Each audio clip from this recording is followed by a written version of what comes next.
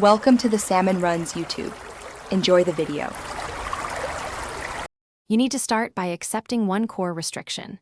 Xbox Series X does not provide native Bluetooth audio.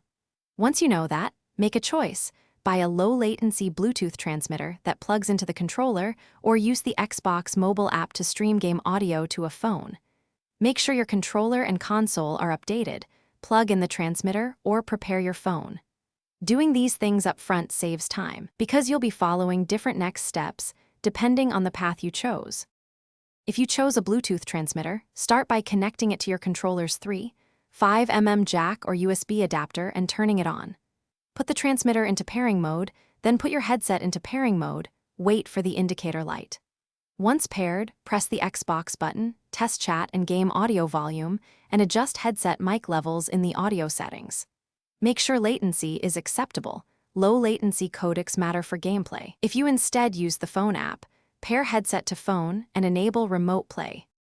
Finish by setting audio balance and microphone levels in settings general volume and audio output. Confirm chat mixer and headset format for stereo or Windows Sonic. If you get no sound, unpair and repair the transmitter, check battery levels, and try a different USB port or 3.5mm cable. If you hear lag, switch to a low-latency transmitter or use a wired headset. That's the reliable fallback. Remember to update transmitter and controller firmware. That often resolves intermittent dropouts or mic failures. Thanks for watching. Consider subscribing if we helped you.